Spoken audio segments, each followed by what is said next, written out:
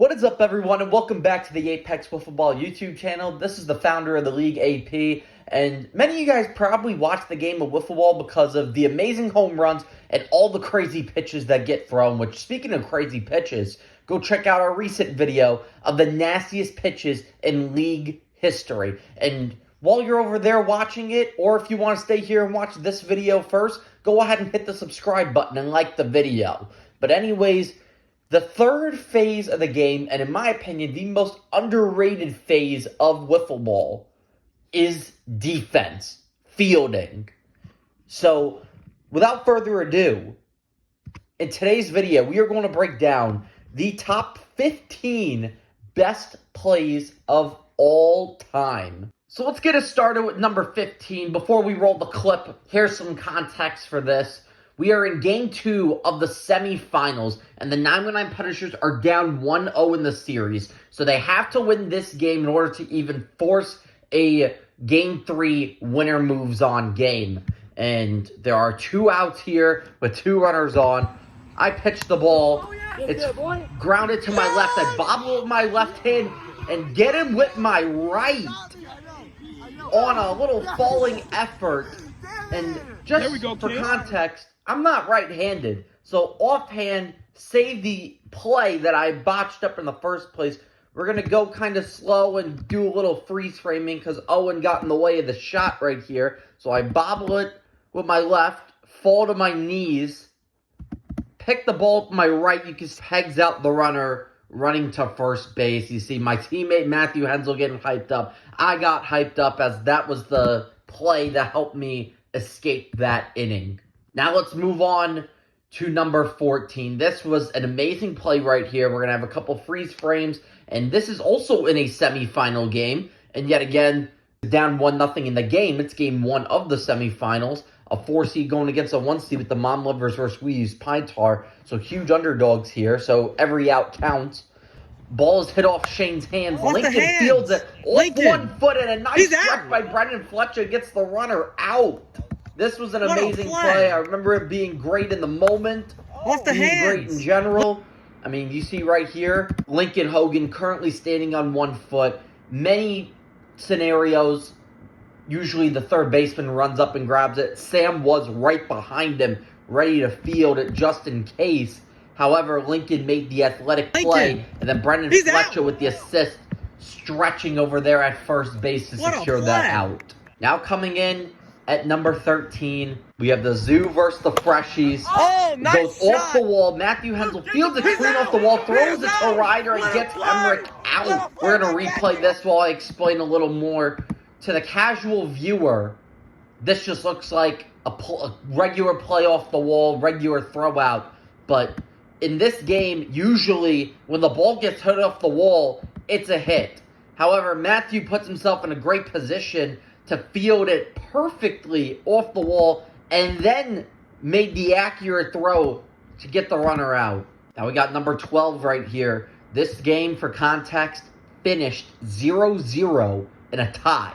This was a absolute pitcher's battle. We got 1 out, a runner on first. Drew Ludwig grounds it to Aaron Kimball at first base. Steps on the bag. Cisco was going 3, and he was tagged out. Nice throw and nice tag from Aaron to Owen. They got hype, and I feel like my call on the play in live time was very accurate. We head to the top of the 5th, and the gentlemen still have life. That is right. That gave the gentleman life to still tie the game. Who knows if that throw wasn't made accurately or the tag wasn't placed down correctly, Cisco could have been on third base, and this game would have been a base hit away from being walked off on. A tie is better than losing in this scenario, and like the previous play with the play off the wall from Matthew Hensel, we rarely see double plays involving multiple fielders in the game of Wiffle Ball like this that involve tags. So, an amazing connection right here by the gentleman. Now, coming in at number 11, we have an off-season scrimmage that celebrated the 1-year reunion of our YouTube channel. I do apologize for it being extremely dark. We couldn't really get a good look at this play. I'm going to explain it. You can kind of see it. But for context, we have 2 outs and a runner on first. My brother Chris up to bat, hits it to Brendan Patience, gets on his knees to corral the ball, and off his knees pegs me out on the cap when I was half a step away from the base. Unfortunately for Chris, that resulted in a fielder's choice, and he did not record a hit that day.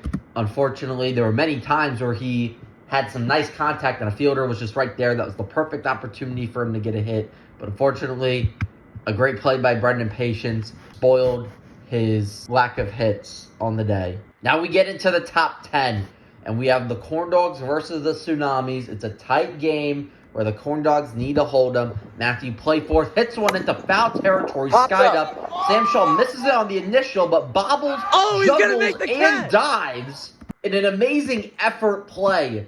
This play would have 100% been higher had he actually needed to dive, but we commend Sam for the effort. He was our Gold Glove winner in the Winter League, and this was a great play to put him at the top of that Gold Glove list. Now we got number 9. We're in the 2021 season, and for context, my team is winning.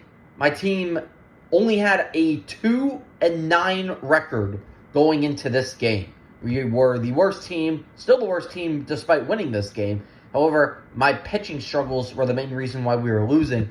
And this was a great game I pitched. I got Connor Wong right here to pop up right in front of the plate. And I sprawl out, dive, make the catch for another out in that 3rd inning. Now for the number 8 play. In context right here, I already gave up 3 runs this inning. Didn't want this game to get any closer than 8-3. We have bases loaded, 1 out. I throw a riser right here. James lines it back at me, and I make the snag. And Marcus Graham left early at first base. I tag the base, make the double play, and get out of that inning. Not only did I have the reflexes to get the out, which also got me 12K views on YouTube Shorts, that had the heads up to tag him out and get the double play and escape the inning. Now we get into number 7, and this is a play that a lot of people remember because this is one of the first plays that happened on this list chronologically. For context as well, the previous year, I went into the last inning against the Smoking Hot Pitches and just totally fell apart and lost control of my pitching abilities and wound up losing the game. Now we go into the last inning with a 5-run lead. We got 2 outs, 2 runners on. Get Aiden to pop it up into foul territory, and I range in, dive to make the play, and end the ball game right there. We'll show you a replay as well on that. We even see in the background my third baseman, Luke, was like, it's foul.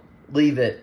But I knew right then and there, as soon as that ball went up, I'm ending this ball game now. I'm putting it away, sealing the deal, unlike what I couldn't do last season, and it was in the books. It was a hype moment.